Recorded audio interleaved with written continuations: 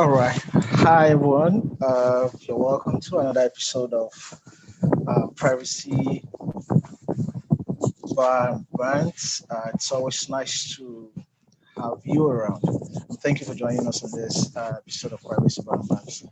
Uh, like every episode of the show, we bring really interesting topic and amazing lineup of speakers who are able to share their insights with us, share their perspective with us, and of course, we get to also participate to get to be part of the conversation. For this week, we'll be discussing managing personal data breach. Probably part of the scariest part of being online or being playing in the digital space is the fear of data breach, and pretty much like so many aspects of our digital being or our digital existence. This is something that happens a lot, and the scale, the size, the impact is quite significant, and of course, very difficult to manage, very difficult to curtail as well. So, without wasting much of our time, we'll dive straight into the conversation.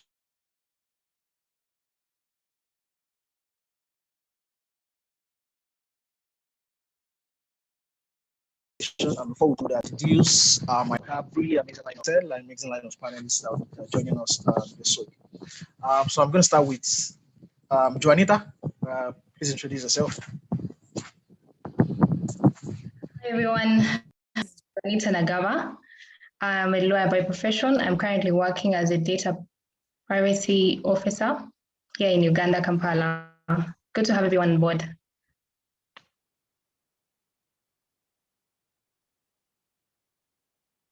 All right, thank you, Juanita. Desmond, over to you, please. Hi, everybody. My name is Desmond Israel. I'm from Ghana. I'm into information security. I'm also a lawyer. Currently, I'm a researcher with Africa Digital Rights Hub. I'm a practicing lawyer with Isiakwet and Co. And then I run Information Security Architects, which is a cybersecurity service company here in Ghana. Nice meeting everybody. All right. Thank you, Israel. Noureddin, over to you.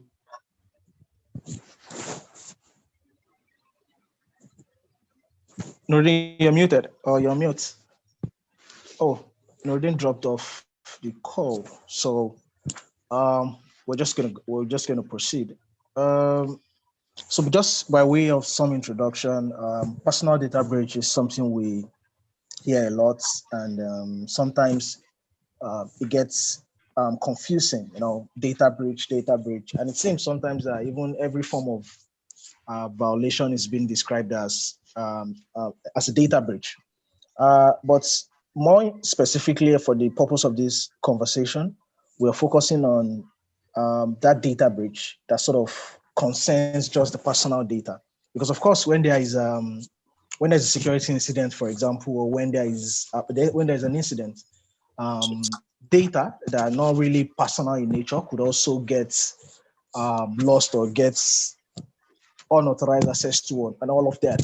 So all of this and more, how to manage it, the kind of impact, what are the real risks to us as users, as an individual, and also when we're thinking about us being a member of an organization or probably a founder of an organization. So these are some of the things we'll be discussing today.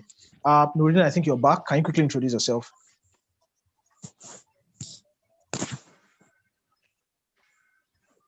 You're on mute, Noureddin.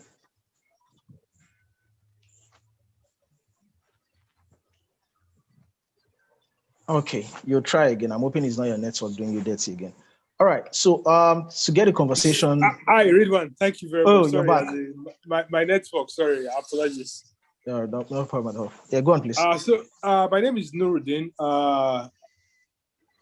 Data protection, privacy, information security, soon to be chief sometime in the future. Currently work with one of the leading indigenous oil and gas firms in Nigeria, basically managing data protection, privacy, and cybersecurity. And I also support the guys at Tech Hive and Ridwan particularly in doing the wonderful thing that the guys are doing all over Africa. So I'm so happy to be here. Thanks, Ridwan. All right. Thank you for that shout out. All right. So I'm going to start with you, Nuruddin. I'm going to come to you quickly. What's the data breach? I mean, this is a word like you hear a lot even when they're just a mere violation of any law under any provision of a data protection law. I've seen instances where a violation that doesn't really even impact on data in the sense of what a data breach is being described as a data breach. So what is data breach? And I'm going to come to everyone to chime in on that. What's a data breach?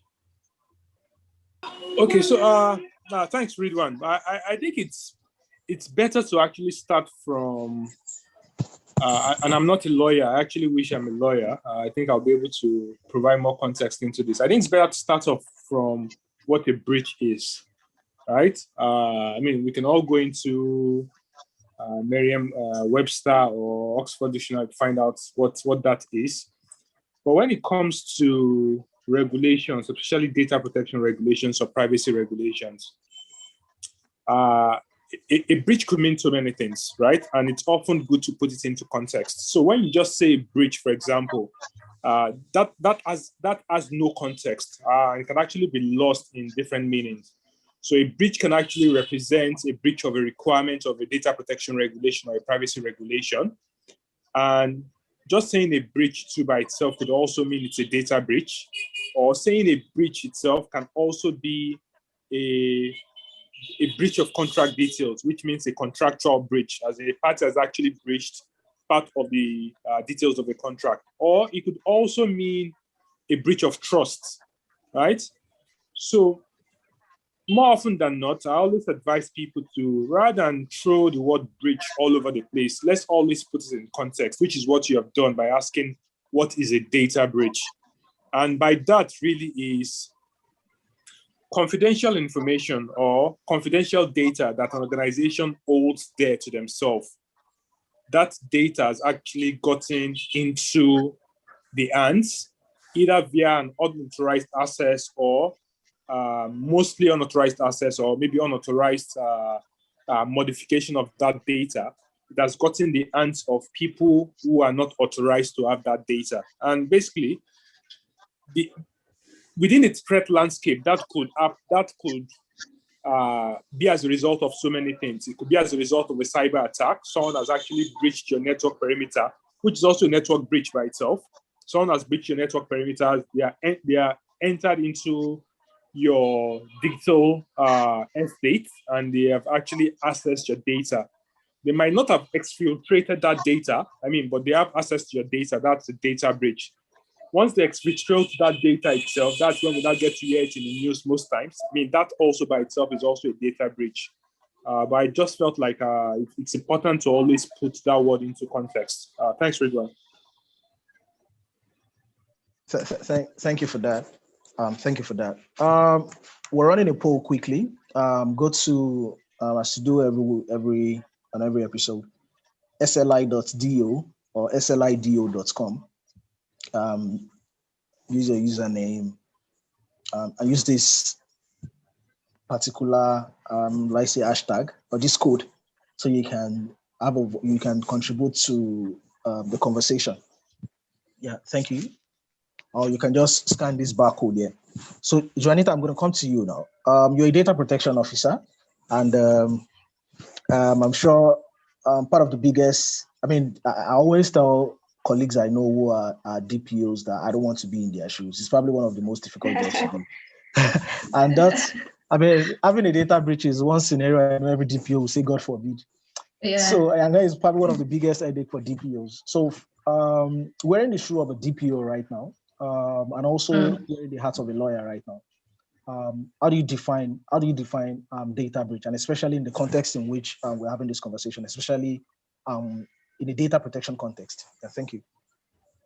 Nuruddin has ably defined it, but I would like to add that a personal data breach has to, first of all, be differentiated from a security incident. So a security incident may occur, but it may not necessarily result in a personal data breach. So I would define a personal data breach as a security incident that affects the availability, the integrity, and the confidentiality of the personal data. So the scope is quite big. It could emanate from employees disseminating information or personal data to people outside the company. It could be altering the personal data itself. It could be, as Nordin has mentioned, it could be a cyber attack, ransomware, and the like. So that is how I would define a personal data breach.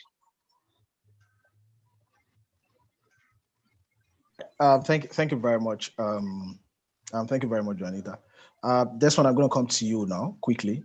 But this time you're not going to be defining. You're not going to be defining data breach. So you're going to do something. You're going to do something trickier for us. All right. So sorry. That's a data breach. Yeah, that's a data breach actually. Yeah, that's me violating. Yeah. All right. So okay, so that's one. Taking the conversation, taking it forward a bit. When we say data breach, how do we? I mean, Juanita has done a very good job trying to distinguish it, and she's going to come back to answer that question in a more elaborate sense.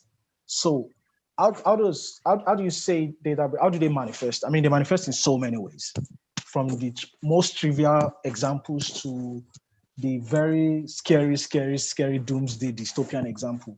So if you can just run this down quickly, 2, 3, 4, 5 examples of a data breach. So everyone can actually get a sense of, maybe we've actually been having one.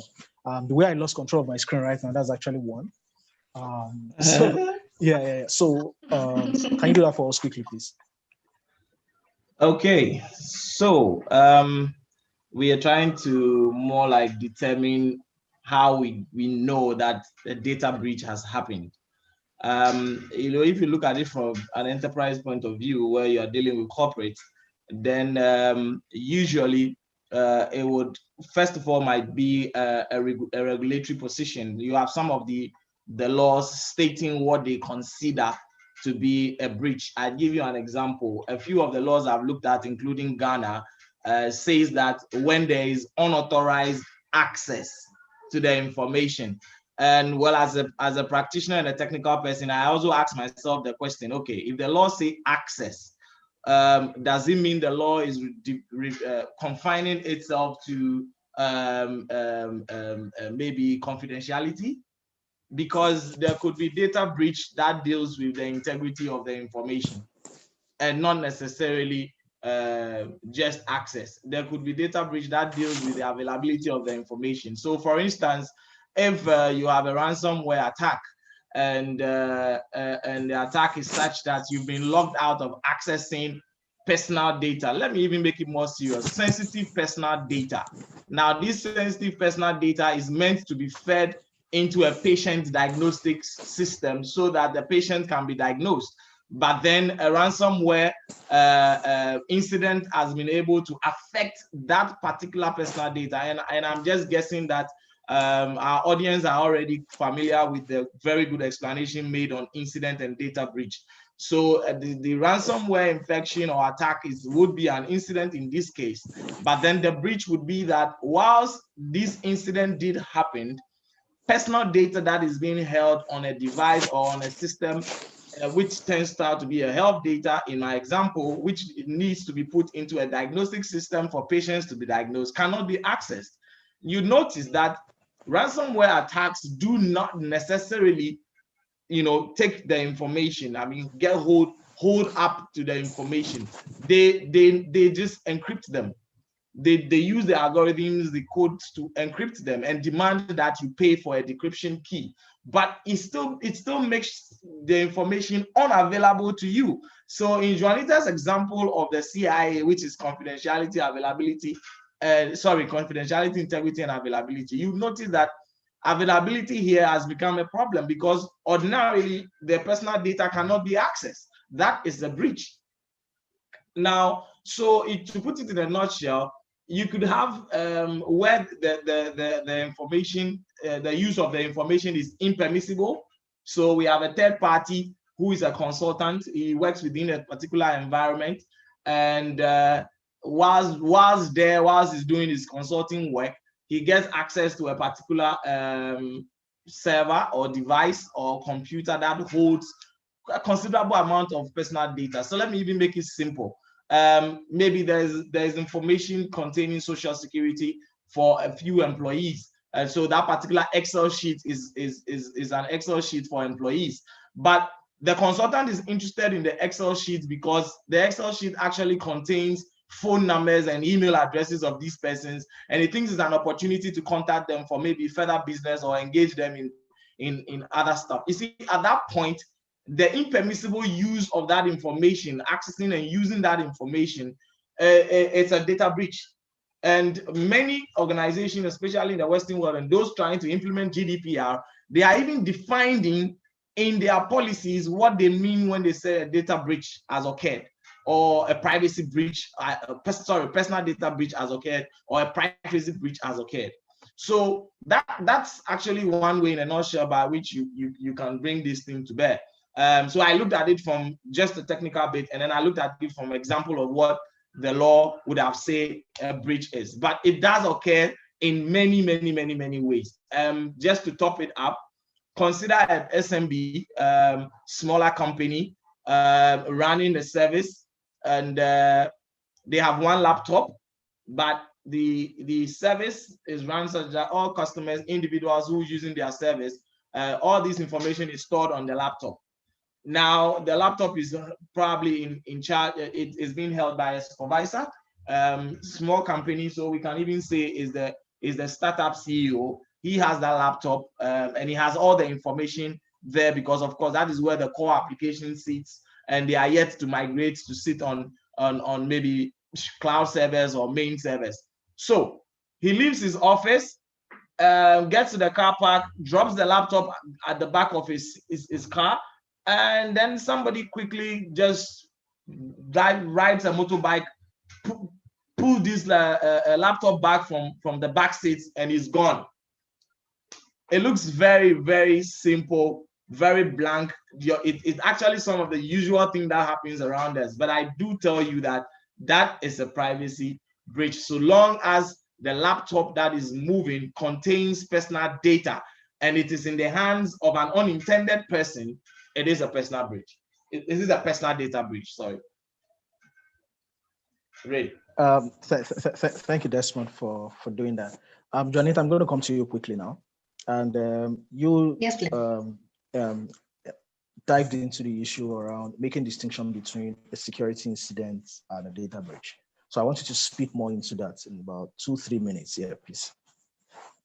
Now, maybe if you can give examples so it's sort of vivid. Yeah, thank you.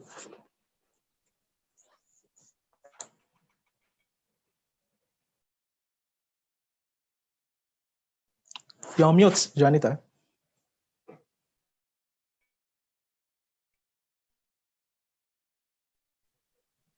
Hi, Juanita, I don't know if you can hear me, but you're on mute.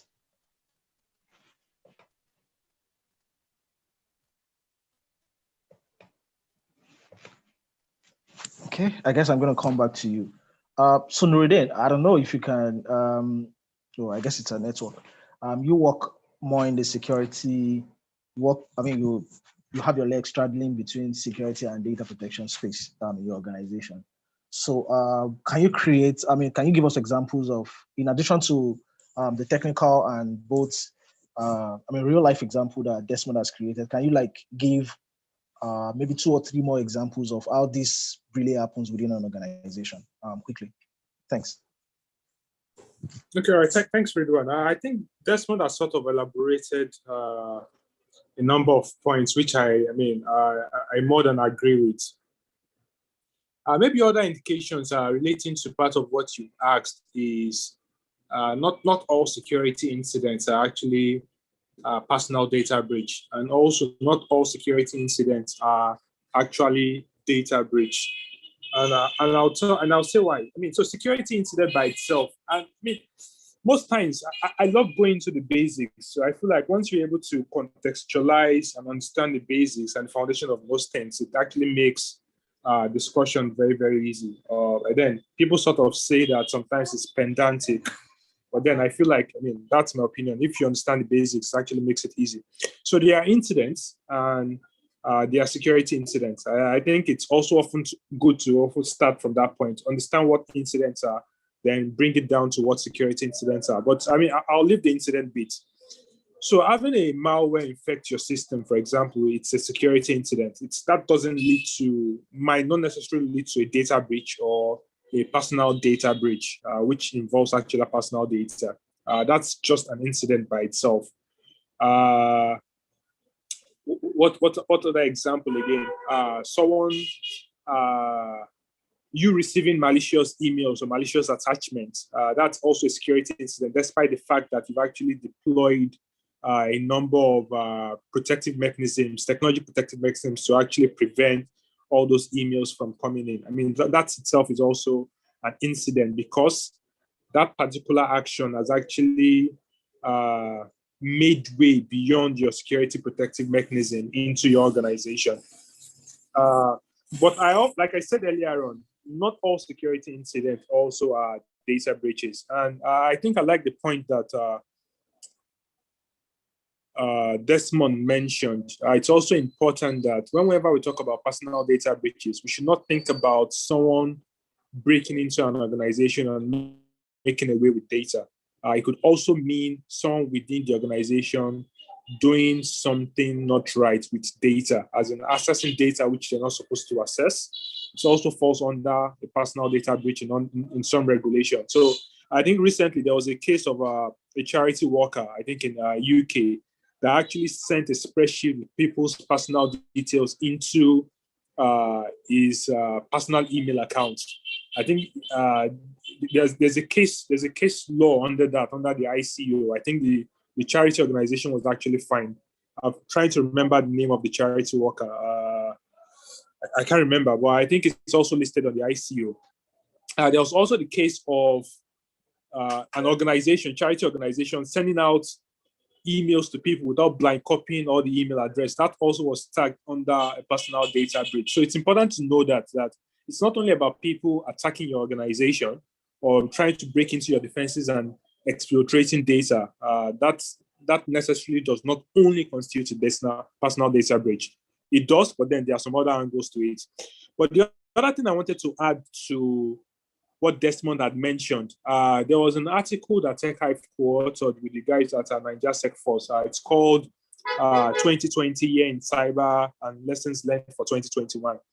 And the reason why I'm citing that is this. If we take a look back at what happened last year, last year was filled with so many threats, tactics, and one of the greatest part of it was ransomware. But the ransomware took a definite turn last year. It was not the usual ransomware where people encrypt your data, as in the example that Desmond was given. They come into your organization, they breach your defenses, and they actually encrypt your data, and they ask you to pay ransomware. It evolved beyond that. The IBM X-Force team actually called it extortion ransomware. So what they basically do is this. The first thing they do once they get into your organization, even before encrypting the data, is actually to take out your data, right? They exfiltrate the data. And they might decide not to even encrypt it, right? Or they might go ahead and actually encrypt it. But the key focus really is they use extortion. They shame you into saying that if you don't pay them, they are going to release that data on the public web. It's important to know that because we're talking about in the scheme of things of ransomware. So organizations need to start preparing for that beyond encrypting your data. And the reason why I say that is this. I have dealt with ransomware before. Most often than none, what security professionals tell organization is ensure you have backup so that when you get a ransomware, you can actually just restore from backup. It's changed. You now need to worry beyond restoring your backup files. You now need to start worrying about how do you manage the reputational damage, or as I call it, God no go shame us, as a result of your data being on the public web? I hope that answers that question, Ridwan. All right. Thank you very much for taking a very deep dive into that. Juanita, we lost you from some moments ago, but I'm going to come back to you now. So the data breach has happened. It has occurred. You've identified it. As the DPO, you've been dragged into it. I know that's something you dread a lot. So now, what are the risks to individuals, to the organization? What are the risks when there's a data breach? Sorry about earlier. I think there was a network issue. Thank you, Nurdin, for stepping in. Well, to answer your question in terms of risks that may occur and how it may affect individuals and companies. Well, first, it's very important to know, or it could be non-material, right? Laws and a non-material risk could be or fraud. So, for instance, in the case of, I could give an example where there's a personal data breach. A bank has been infiltrated, and financial information has been exfiltrated. So in that case, there is a very high risk in terms of financial data being in the hands of an attacker. So in that case, then you would define that as a material risk. Yeah, so the scope is so wide in terms of the consequences of it result in criminal sanctions. Yeah, so for instance, in Uganda, under our Data Privacy and Protection Act of 2019, it is actually a criminal offense if the company is unable to protect the personal data. So there are so many examples that I could give, but the long and short of it is that the risks are, they could be material, they could be non-material, and it's very important that the entity has the ability to identify a personal data breach that, as Nurdin has ably defined it and given the examples, you identify the personal data breach and have methods or policies and procedures in place that can assist you in mitigating the risks that could occur. Thank you, Juanita, for doing that quickly. So we're going to get into the first session today, and all right, Nurdin, over to you, please, for Mythbusters.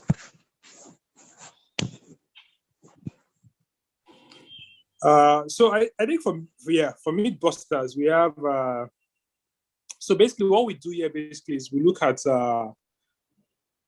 statements of, like Ridwan likes to call them, NDPR millionaires, but I call them snake oil vendors. I think there's something you can actually get oil from snake, actually. I think so. Right? But I call them snake oil vendors. People trying to sell you the shiny white boxes, or trying to sell you a silver bullet that actually, or a magic AI can wand. do all. AI can do everything. Exactly. Machine learning and AI, and they tell you that's the only solution to all the problems you have. But we have all of them. I'm sure that you have quite a number of them too, Desmond.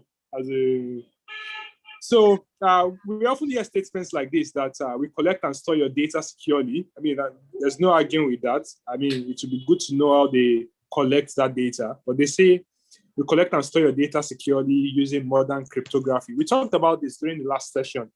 I think the privacy myths last session was, or the Mythbusters last session was, Ridwan, please, if you remind me, military grade encryption. Yeah, that's it. Military grade encryption. Yeah, they say we're using modern cryptography over HTTPS. Okay, while this might be true in some instances, I think it's important to read between the lines when it comes to security, just to be sure that whoever is trying to sell you an elixir actually has the knowledge of what that elixir can do. So in security, we often worry about two things: data at rest and also data in transit. And they are varying protective mechanisms to actually protect that data. When it comes to data in transit, that's when you now begin to use things around your and that's basically a protocol. When you look at the OSI, sorry, I'm beginning to use some technical terms. Maybe I should just stop to do that. So data in transit, one of the means of protecting that is to secure that channel in which data is actually being, that medium in which that data is actually being sent. And one of the means of doing that is to ensure that you use an HTTPS. So you have an HTTP that runs on port 80, but to ensure that you actually secure it, that's where your SSL, which is operates on, please, I'm saying this because I want people to go and read more about the OSI layer.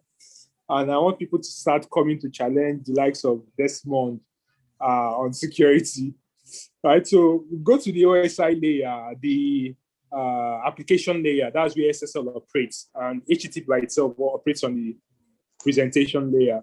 So having SSL over HTTPS basically sort of encrypts it using modern encryption not modern, using encryption algorithms, and it could be different things. I won't get into that.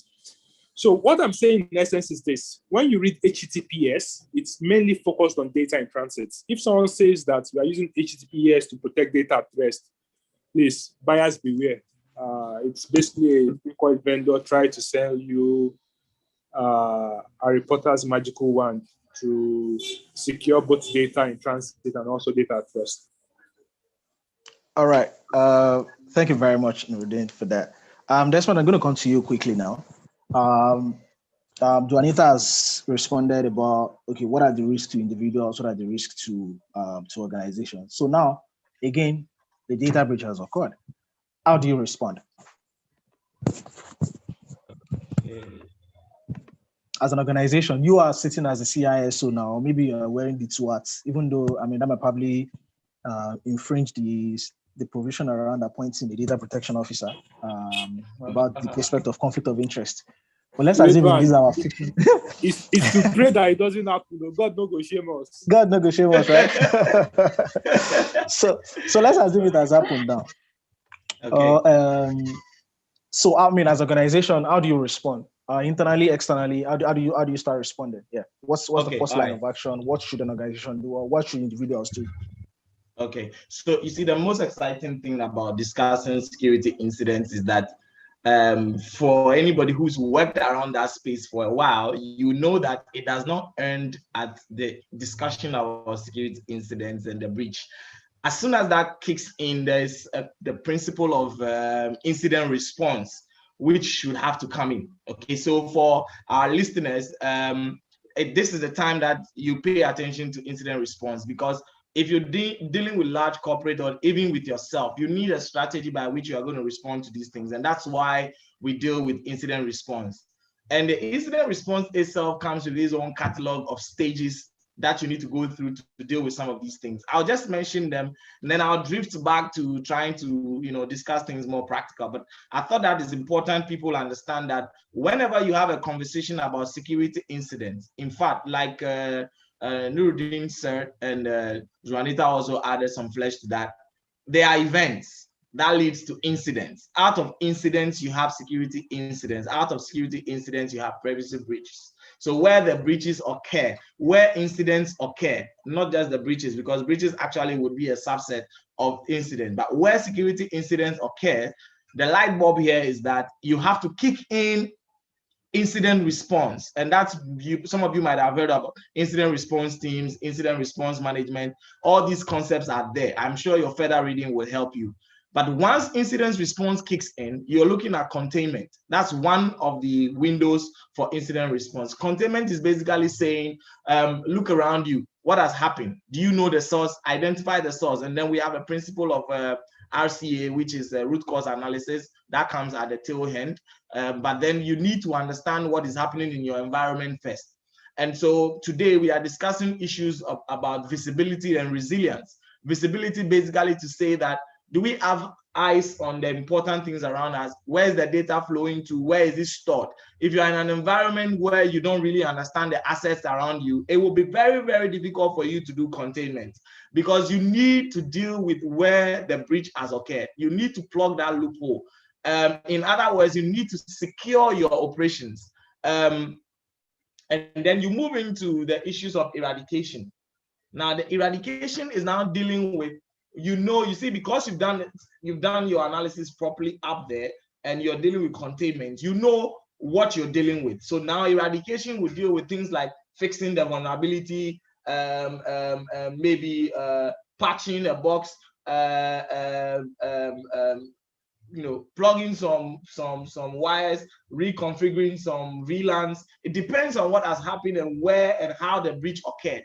But eradication is your second point that you deal with. So as an individual, Desmond Israel, a breach has occurred. I've lost my laptop, or maybe I've even lost my phone. What are some of the containments that I can do? I need to assess what's on my phone. I mean, my entire life is on my phone. Payment systems, credit card numbers, inboxes that have been logged in already because of ease of use. We can go on and on. I have a whole law report there. I access my cloud. I read clients' documents from there. I access office materials, but I have a whole lot of information on that. So what do I do? In my case, I'm using a remote wipe. So quickly, I would have to engage my platform service provider to do my remote wipe for me, and just to make sure that people are not getting access. So you see, I have thought ahead of a possibility of having this issue happening. So that has to do with my containment. Now, what happens with my eradication? I also had to deal with issues of changing my credentials, my passwords, etc. Because you can't be too sure if your remote wipe has worked at the other side, or if access to your information has even been picked up for third-party use before you were able to even do your containment. So that's a very crude example, but eradication is where you actually deal with the problem so it doesn't occur again, or you get your learnings from there. And then there is a third part, which is the recovery. You need to get back. I mentioned the word resilience. So that's where security is looking at now. In fact, the whole conversation about today's security is about visibility and resilience. Resilience is basically saying, okay, I can be breached. Okay, I can be attacked. But when I am attacked, how soon do I get back to work? So new terms will come into play. You would hear words like maximum tolerable outage, alternative use, alternative time, alternative access, point of outage. These are all terminologies that will come into incident response. Basically, what they are saying is, how long can you stay out? How long can you stay off from that interruption? And how long can you stay off from getting back online? And how do you deal with the issues that surrounds that? So you are in a recovery stage. Most likely in a recovery stage, you might even be dealing with breach notifications, where the laws in the particular jurisdiction where you are working requires you to report on certain data breaches. And some of the laws do define what you can report on. So if you take a case like the Philippines, they have a circular they issued for personal data breach management. I think it's a 2016 version.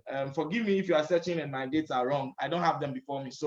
But you can search for it. It's the NPC, National Privacy Commission of the Philippines. They have a very good structure circular for doing the personal data breach management. And in that document, they have identified when you can do the notification, or at what point notification is required, which you can go into your recovery.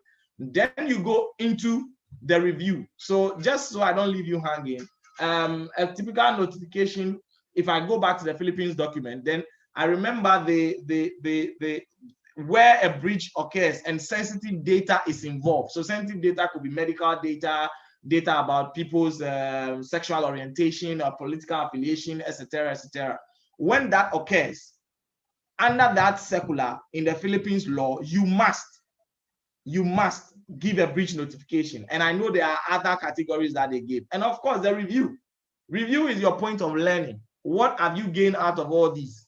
And then you build your knowledge repository out of that, where you begin to talk. So if I go back to Nuruddin's example of ransomware did it come by email? It means that, okay, then in email phishing, we have an issue. Maybe we're dealing with bad SPF records or bad DMARC records, which has to do with email security, or we are not doing proper email filtering, email security filtering, or we have users who are just adamant, or they just don't want to go by the rules, and therefore, they just want to be adventurous in the environment. So these are things that now you put together and you do your learning. You do your learning in the review and make sure you put the necessary structures in place to deal with potential future happenings. So in just 4 points: containment, eradication, recovery, and review. But it would vary depending on what kind of data we are dealing with, what systems are involved, and who is involved. Read. Thank you very much, Desmond. I like the fact that you straddled between if it's purely a security, a security breach itself, which sort of leads to personal data breach itself, and also if it's just even a breach itself that is not purely security, like someone sending sensitive personal data to people they should not send it to, for example, that's also a data breach, and that's not purely a security incident. So, Juanita, I'm going to come to you now. You're the DPO now. Now you have a data breach. How do you respond internally? And I wanted to also touch on when notification and the obligation to report kicks in. Okay. Well, when a breach occurs, the first thing that you have to remember is that, especially if it is one that needs to be addressed under the GDPR, you have to be reminded that you have 72 hours within which you need to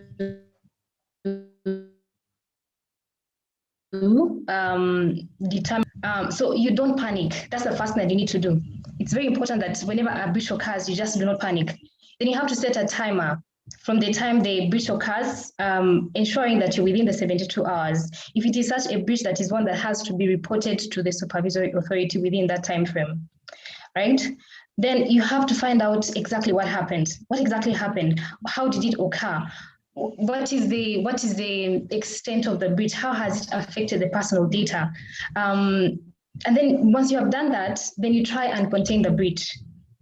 Like Desmond has indicated, do you have a recovery plan in place? Is it an incident of an employee who has sent an email by mistake?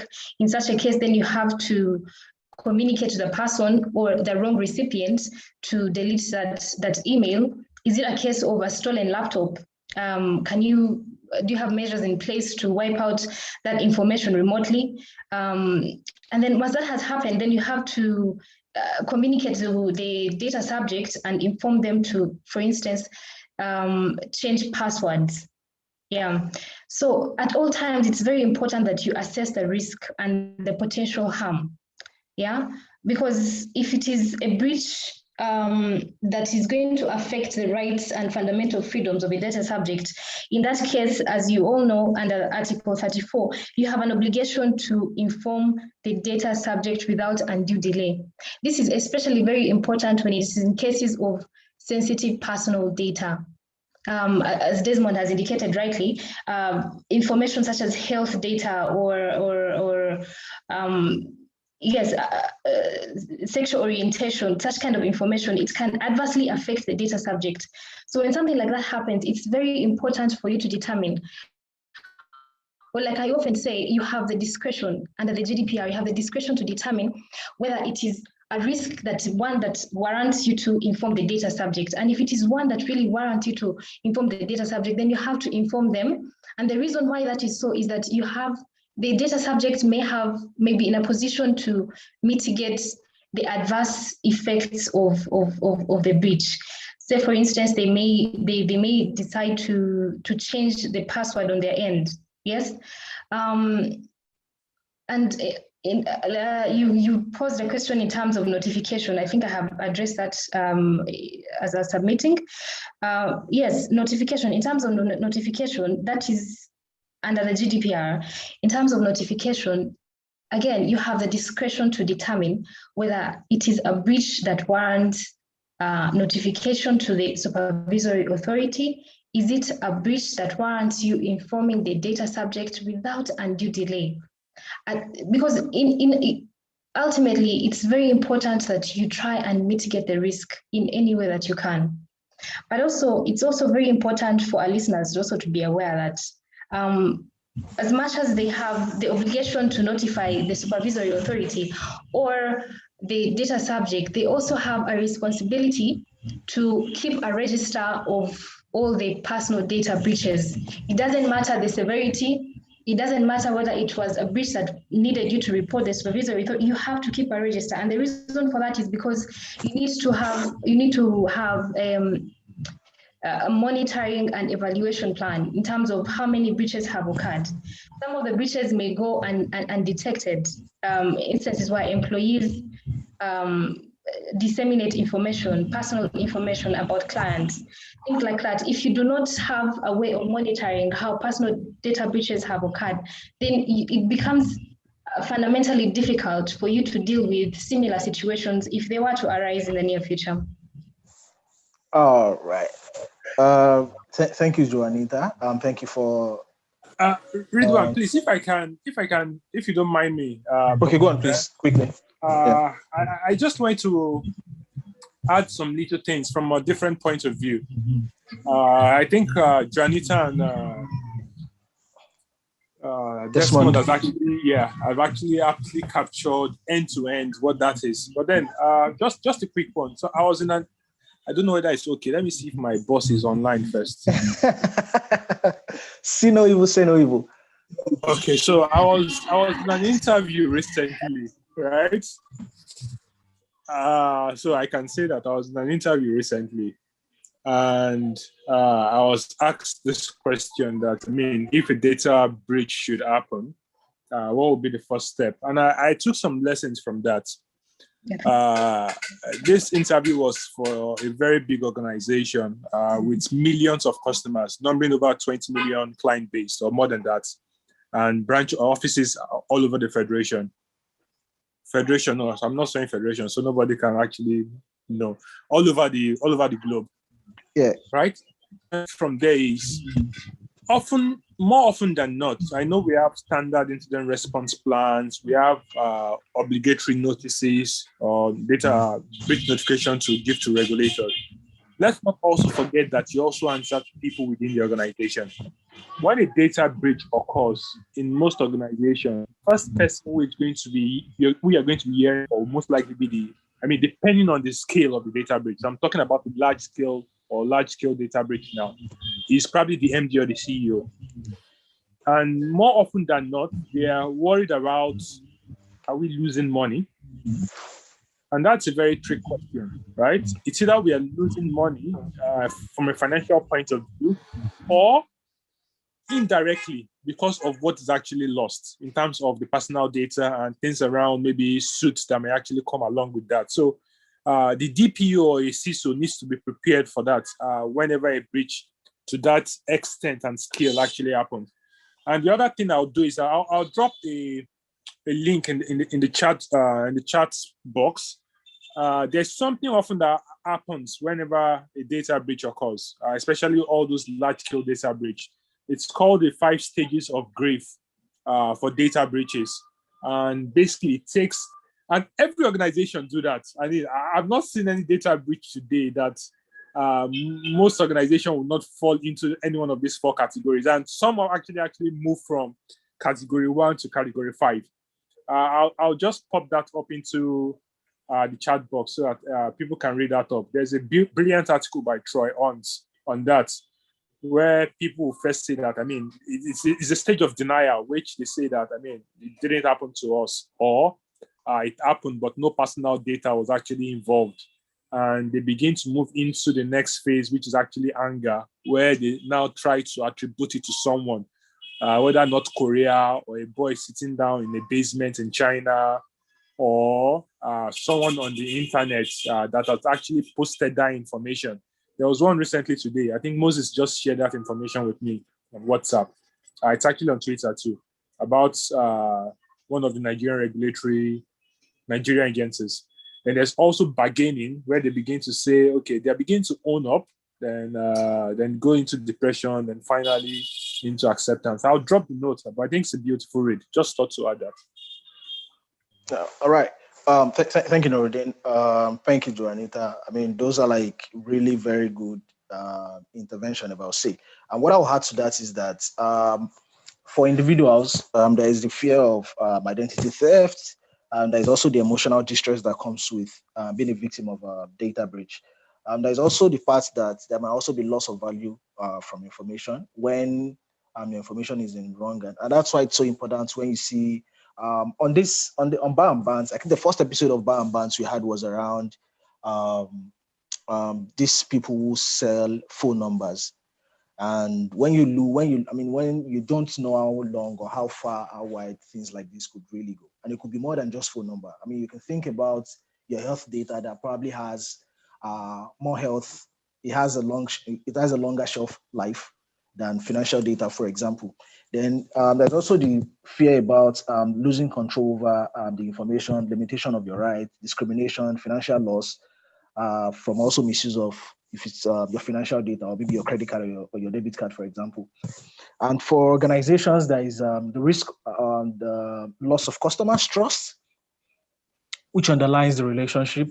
There's also the fear of losing consumer confidence, loss of revenue and business, reputational damage, impact on business relationships. Because if you're trying to do like a third-party assessment, for example, or vendor verification, if I know you've actually suffered a data breach, I would think about it twice before dealing with you. Then also exposure to litigation, fines, sanctions. Then of course, the parts people really don't talk about, the cost of recovery, which would actually run into millions and millions. So we're going to get into. So also, I think there's also a very important aspect of managing data breach, which is communication. I think Nordin touched on that briefly. You have to communicate both with your internal stakeholders and external stakeholders. And internally, it's better you inform your employees first before they probably just stumble on the news and they're seeing it on the news. And the advantage of talking to your employees is also because you don't have an employee speaking to the press outside the official line or official channel, or just responding to on social media talking about what you've not addressed internally. So, and the good thing also is communication has to be this is where your PR has to come in. You have to like communicate with your external stakeholders. When you say external, with me, your shareholders, your customers, the regulators, civil societies, everyone looking and watching. Communicate consistently. Make sure you're very consistent in your communication. Reassure everyone every step you are taking to curtail and contain the situation. You are keeping everyone posted. That way, they have some sort of confidence. But what you've seen in Nigeria is um, someone reports that there is a data dump on the dark web today, and you get whoever it is, especially betting companies. You come see them, they detect or they deny or tell you they have HTTPS, and I think, it gets really funny sometimes the way these people respond in denial. And I also like the fact that you address the notification. In Nigeria, for example, and in some other laws, beyond data protection notification that says 72 hours for data controllers, processors should notify controllers. Controllers will notify the supervisory authority and notify the data subjects if there is a high risk of damage to their rights and freedoms. So, well, under the Cybercrimes Act, for example, there is also the obligation to notify to the Nigerian Computer Emergency Response Team. The CBN regulation on risk management, cybersecurity risk for deposit money banks and PSPs requires also notification. Then the NCC also requires that you notify when there is a breach. You notify the NCC sector-specific computer emergency response team. So I just needed to put all of those out quickly. So we're going to go to the next session, which is Game On. Juanita, over to you. Okay, we have a game today. And the rules are going to be that you're going to provide you a definition of a term and you'll provide us the answer. And the first person to answer the question will be announced as the winner. Okay, the first question, that code you get on your phone from the internet. Again, that code you get on your phone from the internet. You can drop in your answer in the chat bot and we'll announce the winner. So, Jonathan, this is your question, actually. Yeah. Okay. The question. Yeah. The digital version of being evicted and locked out of your digital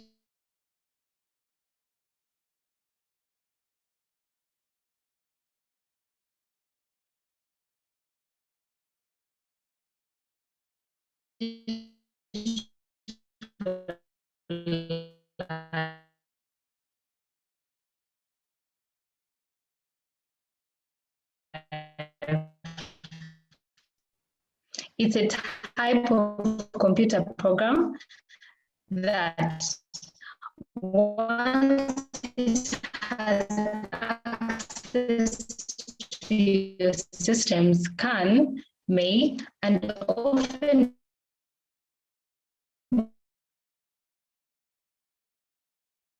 will the data, the drives, and a limited amount of time to pay out. Harvest money is the answer is ransomware. Over to you, Redwan. Yeah, the answer was the ransomware. Throughout this discussion, we have been giving examples of a ransomware. Ransomware is a type of malware that threatens to publish the victim's data or perpetually block access to it unless the ransom is paid. So it definitely encrypts the data, and you have no access to the data unless you have paid the amount of money.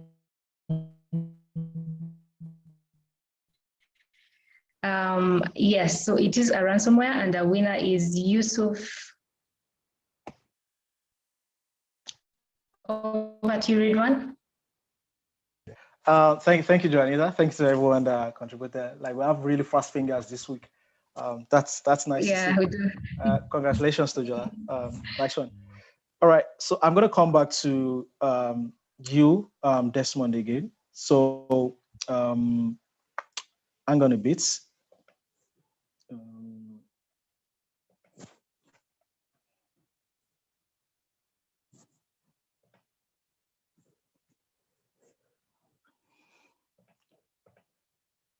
All right, quick one. So we've talked about responding to data breach and all of that. We've talked about notification.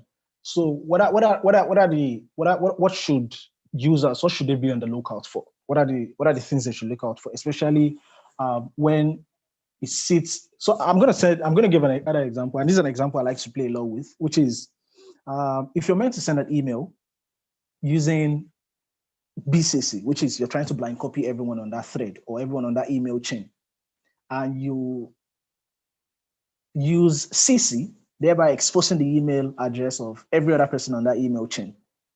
Or if there is a confidential document in it, and you end up exposing the email and of course sending it to all of those people, that itself, it's a data breach. It looks very trivial, but it's a data breach. It's a data breach. And in some countries, it's enough to trigger the obligation to actually notify the regulator. And if you don't notify the regulator, it's a violation of the law. So that's why the question I'm going to ask you is, what will be your advice to users around how to keep themselves safe? Of course, there's a limited control you have, but maybe also advice to organizations on how to manage this. Thank you. Okay, thank you. I think one of the things I'd always like to bring to bear when it has to do with what people should do is due diligence. I mean, it's just the start. Because look, personal data, there's a value chain, there's a stream. And I like the concept that Nuruddin used earlier when he says that it's important to understand things from the basics. That way, it makes you stand a better chance of appreciating things moving forward. And I think I would use that concept to explain what you need to do as an individual when it comes to your personal safety in protecting your personal data. Data flows. There is a collection of the information, and the collection of the information is at various places. It could be a public web scraping of the data, which you would have very limited control of. But of course, the information that is about you on the web, most likely you dump them there yourself by your interaction with social media. It's basically your digital footprint. I mean, it's easier for you to say, but I just tweet my location where I ate last night. I didn't say anything much. It's only my Twitter ID. But if you say that to somebody like me, I'm just going to sleep on my bed smiling at the ceiling, because I only need that Twitter ID and your geolocation to start some additional checks on you. That is web scraping, to start looking for additional information about you. And it's 90% of the time I would find additional information about you because you are not only on Twitter. I mean, but if you're only on Twitter, that's fine. That's the point I want to make with this example. You have to limit how much of you that are unnecessarily out there, because personal data is any info. First of all, personal data is attributes that identify you uniquely. In addition to that, any other information or any other attribute that we can put together to make a meaning out of it by which you can be identified, then that is personal data you have to safeguard as well. So I do web scraping, I use Google Docs, and I'm looking for random CVs. And then I find CVs hosted on universities' websites. I find phone numbers of professors, phone numbers of some employees whose maybe they are high profile, so their CVs are hosted. Their physical location is in their CVs sometimes. Schools that they attended, all these information are rich source of information. So as part of the data flow, as part of the stream which I want to bring to your attention, how the information is collected is important to you, so that how much of you that you give out will determine how much of you can be gained out there. Now, for organizations, it goes back to the idea or the principle of minimality. You need to hold what you need to hold. The more data you hold, the more risk you expose yourself to. So it's like, to whom much is given, much is expected. So as an individual, you're giving more of yourselves out there.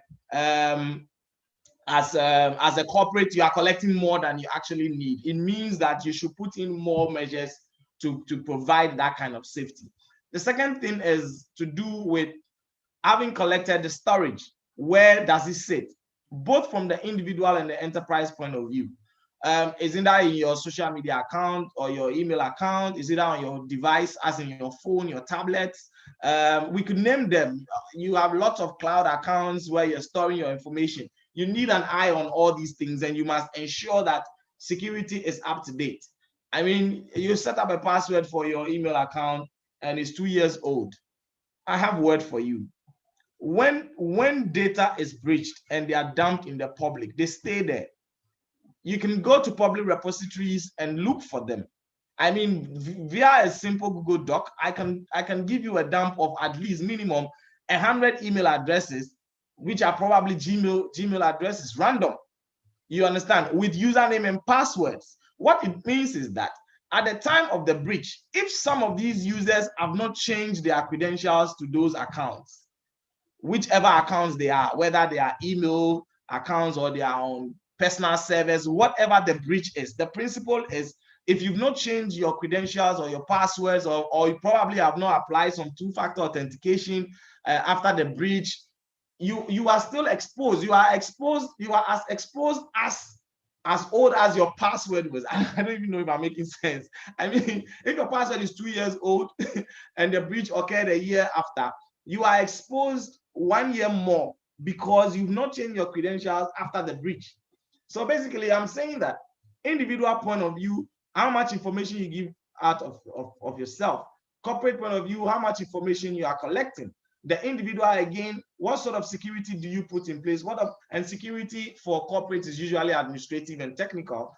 You can also adopt what you would call logical and then maybe technical security, depending on what you are looking at. So on your phone, if it gets missing today, is it easy to get in? Or maybe you are using some biometric to access it, or you are using some passcode.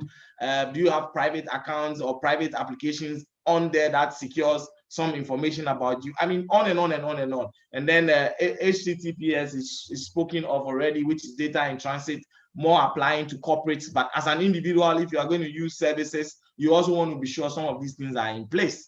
Then the storage of the information, and of course, the disclosure of the information. This is the actual stream that you go through. This is the stream that you go through when it comes to your data flow.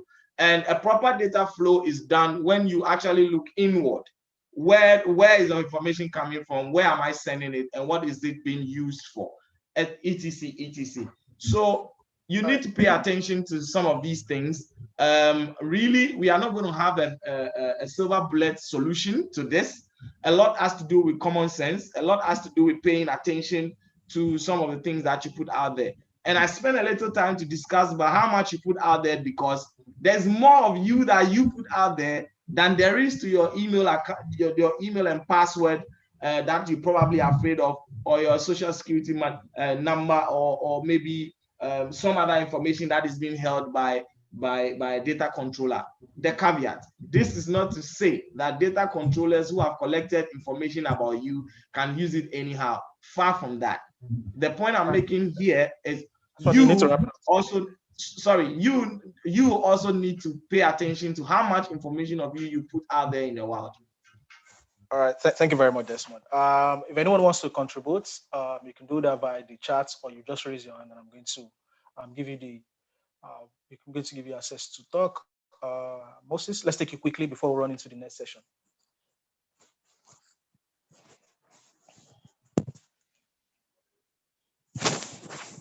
I've unmuted you, Moses. You're on mute. If you still want to talk, please unmute yourself and go ahead, please. Okay. I think I'm going to come back to you. Your hand is raised there. If there's anyone that wants to contribute or speak, please just give me a shout out by raising your hand, and we can take it up from there. Okay, we'll get into the next session quickly, and that's quick and dirty. Nordin. I feel like I'm the worst person to make this quick and dirty. Huh? Hello, Ridwan, can you hear me? Where do you belong to? I don't even know, really. Yeah? So it depends where you belong to, anyways. Okay, but yeah. So I think there's this. I don't know. This month, are you having this millennial Gen Z conversation in Ghana? I don't know if Joanita is also having the same thing. But there's been a trend on Twitter, I think over the past 2 days now, where there's been a lot of bad news on Twitter between millennials and Gen Z. But then I won't go into the detail, because I don't want anybody to come for me after privacy bans. If a whole president, FK can be dragged, you can be dragged. Exactly, exactly. Yeah. Just go ahead. I don't want them to drag me like generator. Like okay, all but right. Then I think what I really want, so the part I picked from this really is value mean different things to different people. I think that's actually quite established, even within organization and also outside of organizations. What is of value to us could be something that is not of value to the other person. But I think within all this conversation, especially as regards privacy. So, for example, and the reason why we brought this up here is this. More often than not, when you go into some literatures, whether they're articles or some opinion ads, you'll find out that they often say that the Gen Z could give out their personal data for the lack of better use of word, for a bowl of porridge. I think that's what that's the saying in the Bible, that someone sold his birthright for his birthright for a bowl of porridge. So then there are opinion ads like that, and also articles like that, and they are varying source. If we go on over the internet, that Gen Zs can possibly trade their personal data just because one, they want to connect to the internet, or they want to get a discount or a coupon, that they will barely do things, and they don't seem to mind, which is not the case from what I've read when it comes to millennials. But what is really most important is this, right? If people are given enough education and awareness as regards the harm and also the impact that most organizations that we know today that are involved in data commercialization or commoditization of data, or using data for illicit purposes, if they are given enough awareness about that, I feel like we won't be having that conversation.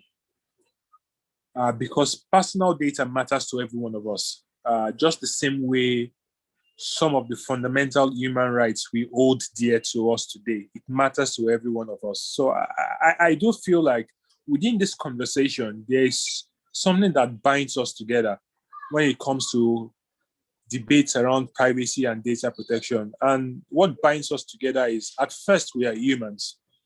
And organizations should not use personal data for illicit purpose just because of a temporary gain that we want. They shouldn't rely on that. And I think they should take that into consideration when they are designing products, when they are offering discounts or coupons, or when they are trying to grant us access to the internet just because we need it. It's a fundamental human right, whether that person is a Gen Z or is a millennial or is a baby boomer. So I think it's important we understand that. And also it's important for every one of us to also take that step critically before we access any information, irrespective of which side of the divide we fall along these generation lines. Let's know really what we are trying to access, and if they're asking for personal data, let's know why they're asking for that information. So it's really a plea and also an advice to every one of us that, I mean, this thing still binds us, and that's the reason why we're also having this conversation on privacy and bans. We need to rise up. We need to make our voices heard when it comes to discuss around personal data, privacy, and data protection, because it's what really matters, and it's also a fundamental human right. Thank you very much. I know there was one episode where we had, was the privacy fail on what do I have to lose? And Victoria really went hard discussing why we have so much to lose when we discount or when we give up some of this, when we give up these things. So I'm going to give a bit of freedom. The next episode is, the next session is going to be the quiz, where we ask a few questions, and courtesy of Tech Hive Advisory, whoever it is who emerges the winner will get a gift card courtesy of Tech Hive Advisory.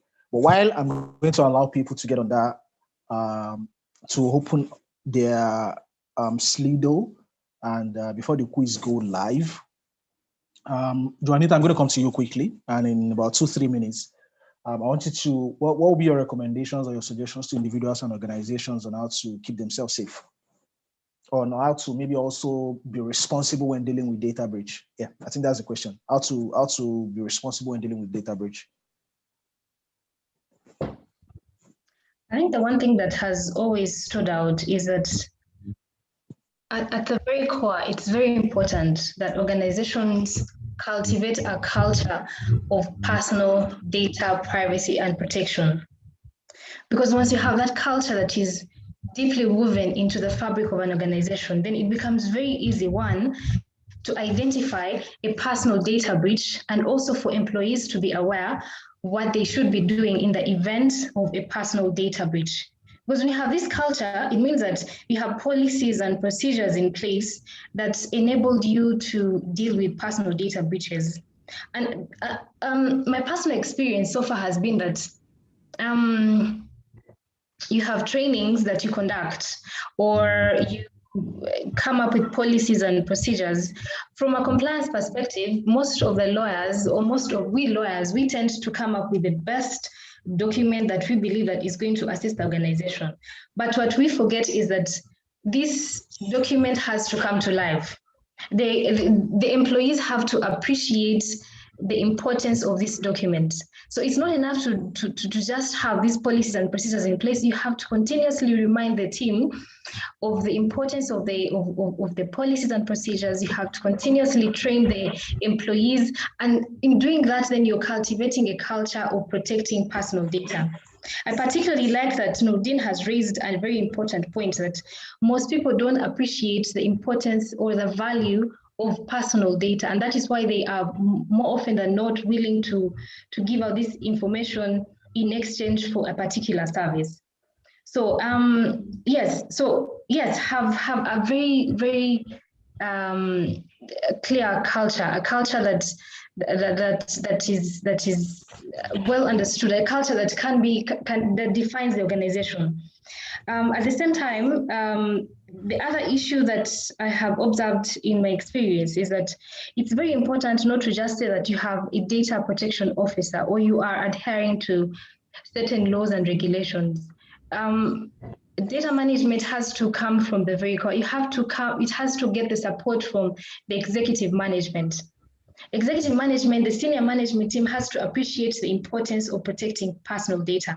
One of us has indicated that sometimes companies may value their reputation at the expense of data subjects' personal data. So the senior executive team has to appreciate the importance of protecting personal data. And in doing so, then they also identify the risks that could emanate from a breach, as we have discussed in this session. Over to you, Ridwan.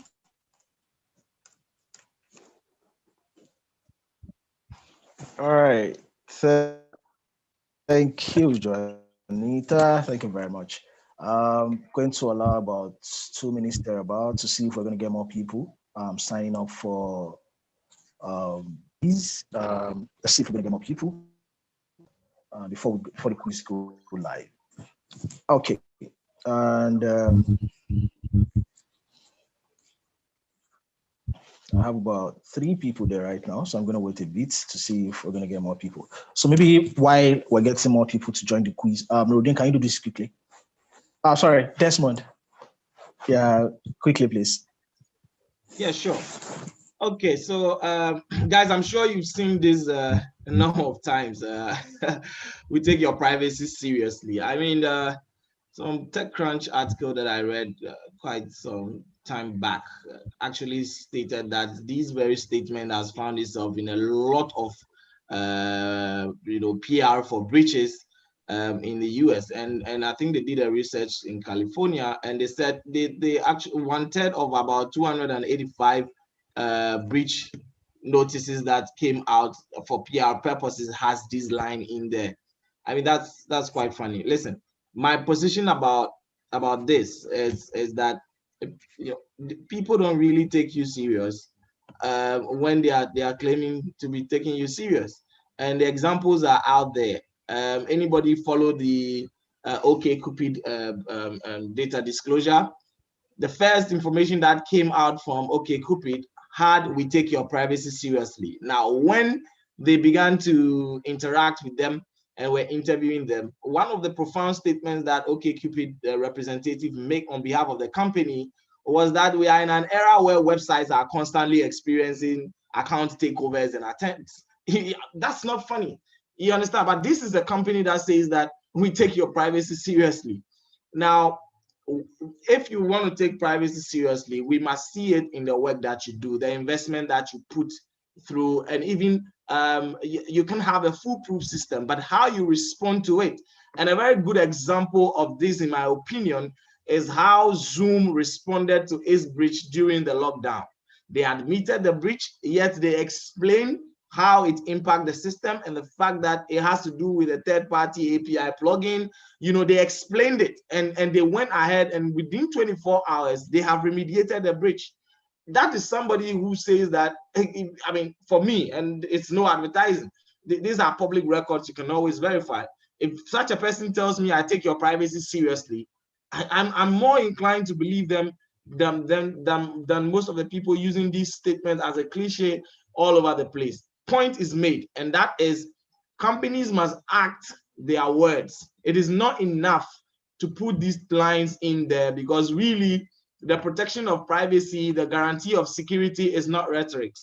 It has to do with actually doing the work and putting things in place. I mean, ask yourself, how about setting up bug bounties? How about doing responsible disclosure programs that will allow people to come in to report some of these issues? How about proving that you have the systems in there? How about proving that you have the personnel in there? I had a presentation last year on one of the privacy programs across Africa, and I made a statement. In fact, my presentation actually had to do with leveraging on privacy as a competitive advantage. And I argued in that presentation that you can actually position yourself, that the investment that you put into privacy and security can actually be used as a marketing edge. It can be used as a competitive advantage against your competition. But how are you going to do that if you're just putting up rhetorics? It's only going to come back and bite you embarrassingly. Right. Hey, thank you very much. Thank you. I like that. That's a passionate wake-up call. So Yeah, the so quiz is gonna go up just live. to add to what Desmond mentioned, they also recruited some of the well-notable security professionals. I don't, they must have paid like an arm and a leg for those guys. The former CISO for Facebook, Katie Missouri was also. I mean, it was a huge revamp of their personnel.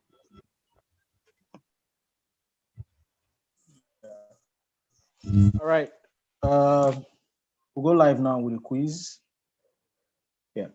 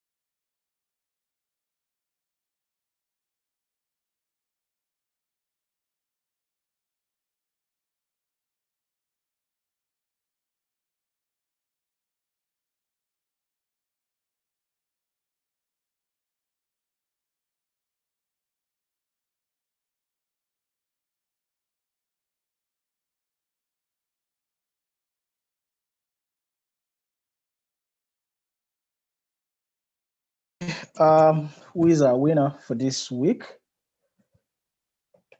I'll find out. Wow. All right, Adidayo. Congratulations, you had the fastest fingers, and that's like, you should probably get a platinum medal soon. That's like a back-to-back victory for you. Congratulations. Thanks to everyone that participated. Aisha, I don't know which data breach is. Okay, LTD _arts and Joey. Congratulations to everyone. Thank you for participating. Thank you for being part of this. Now, folks, I think I will get across to you. Thank you very much, everyone. We go back to this to see what we'll have last. Nuruddin, quickly.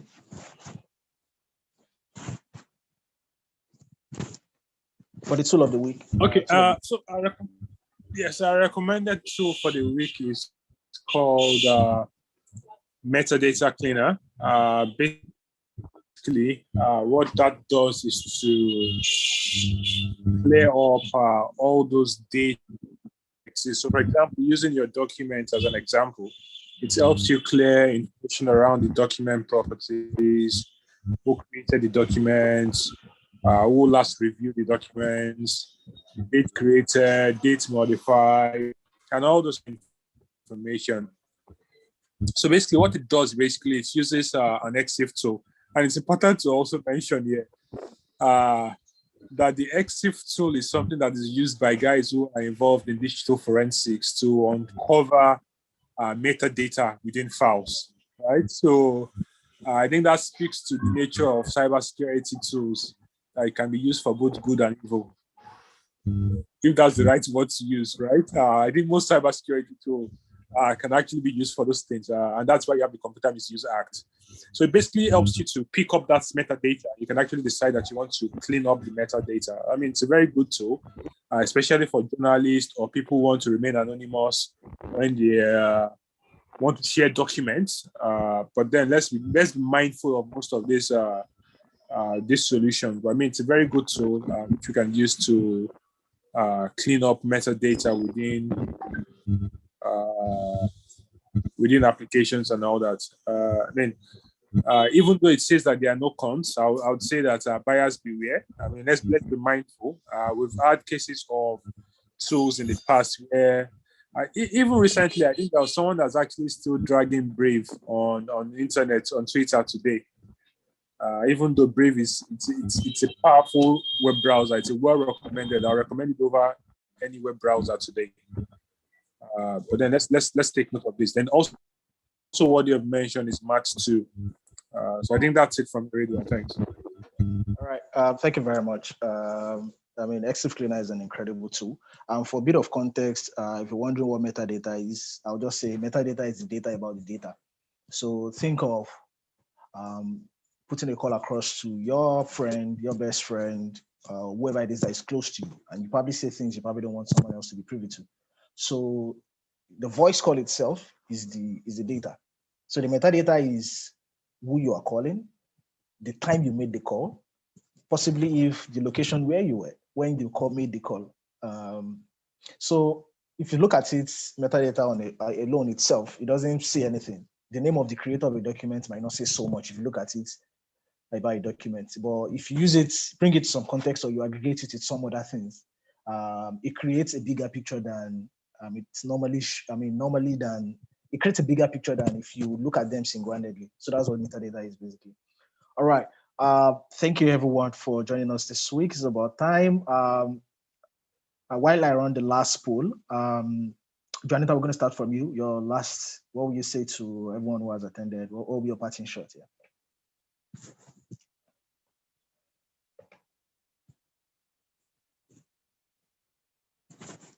Juanita, you're on mute. Your parting shot.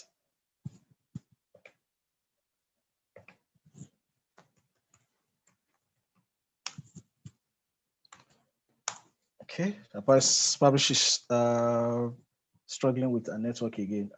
Desmond. I lost that read one. Okay, Juanita, yeah, I can hear you. Go ahead, please. Your parting shot, yeah. Yeah, I didn't get the question. No, I said, what will be the last thing you'll be saying to everyone who has attended? What will be your parting shots? My parting shot is that, especially for companies, they have to be reminded that, like Desmond has rightly mentioned, that personal data protection can be leveraged on as a competitive advantage. So it's very important that at all times you prioritize protecting personal data. And for the data subjects, they also have to remember that they have a responsibility to protect their own personal data, and they have to see the value in the personal data and not just disseminate the information as and when without taking into account the consequences of disseminating their personal data. Thank you, Ridwan. All right. Thank you very much, Juanita. Desmond, over to you. Okay, so two things. One for data subjects, as in the individuals. Data privacy starts with you. I want you to pay more attention to your data. It is yours. It's an attribute that comes with you. Pay attention to it. Ensure that you're doing the right thing, your due diligence, necessary security implementations. And then for the corporate, it's about time we give the needed credence to data protection. If you begin to see data protection as a policing tool that is going to stifle your innovation, then you are doing some sort of reverse thinking that is not helping. You need to see data protection rather as a tool that is now helping you to, collect and use your information appropriately within the context of law. Thank you. All right, Nuruddin.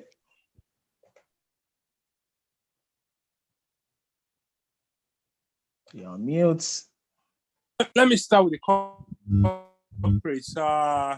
Let me start with the corporates. I think as much as possible on a continuous basis, we need to continually assess and also invest in technical security measures and sprinkle data, and also to protect the organization. And to add to that, really, data breach is something that an organization should not have to deal with. If all things being equal, but then we are there. That happens. So I would say to every organization, invest in the right sources, assess your risk, implement security controls, organization and technical security measures, and above all, just pray. Say, may God not shame us. Let us continue praying.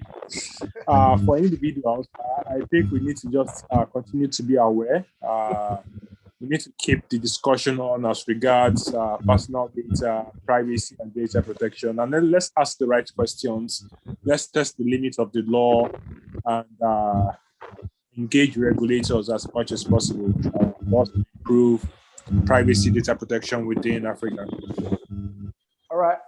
Thank you very much, Janita. Thank you, Desmond and Nuruddin. Thank you to everyone who attended this episode. We hope to have you around. And for the next one, we're coming with another exciting line of panelists. And of course, we'll be discussing another exciting topic. Thank you, everyone. See you next time. Cheers. Have a great time, everyone. Bye. Thank you. Bye.